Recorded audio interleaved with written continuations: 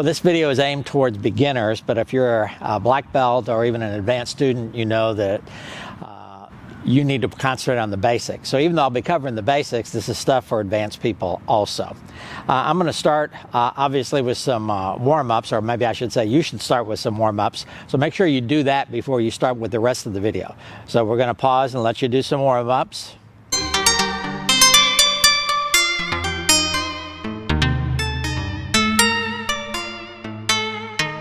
All right, I'm going to start with 9-step block, which is the beginning part of the curriculum that we use for yellow belts. But again, all students can benefit from this. So from a ready position, I'm going to start with a down block. Notice I'm turning my hips a little bit. I'm going to cover my head, so I don't want to fold down here. I'm going to come here and do a down block.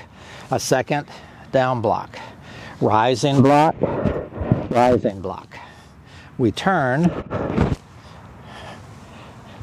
inside, inside, inside, outside block.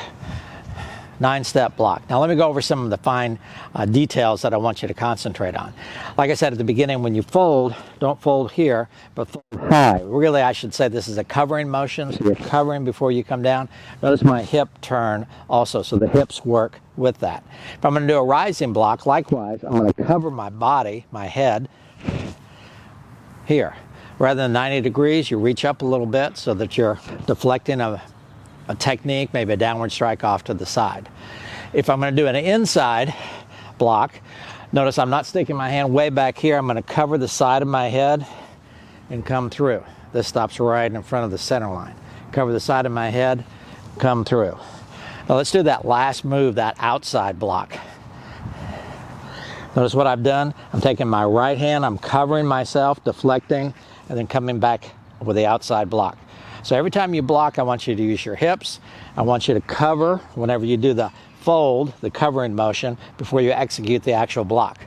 So when you go back and do 9-step block, think about all those little fine details that I want you to work on. Okay, the next thing we're going to work on is chunji. Again, this is a beginning kata. Some of you guys probably know that kata from the Japanese into English means a pattern or a form. More specifically, it means a pattern that's dug into the earth. Imagine when you're building a foundation for a house and they put those 2x4s down before they pour the concrete in.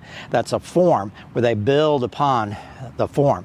So that's what we're going to do with kata. We're going to build up to effective technique. So, chunji. Notice I'm covering. I'm going to turn, step. I haven't turned my hips yet, and so my body and my block goes at the same time.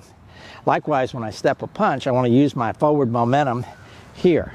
So this would be wrong if I step, stop the momentum, and then throw the punch.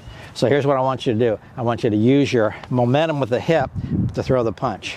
I'm covering, I'm looking over my shoulder, coming down, using the momentum of my hip into the punch. Look, cover, down, using the body momentum. Look, cover.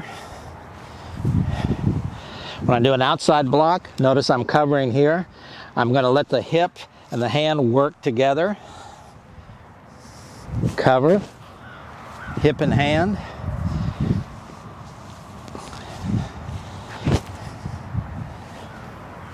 Using the hips, step. At the same time my foot stops, my hand is hitting. I go 2 backwards, and then goman right at the end. That's all we're going to do with this video, just for the beginning techniques. 9-step block that we use for Namsequan Taekwondo. You guys that are my students know what Namsequan means, I hope. And then chunji. So as you go home and you practice, whether it's 9-step block, chunji, or even a more advanced kata, make sure you get all those little fine points when you're working on your own during this virus outbreak. See you next time.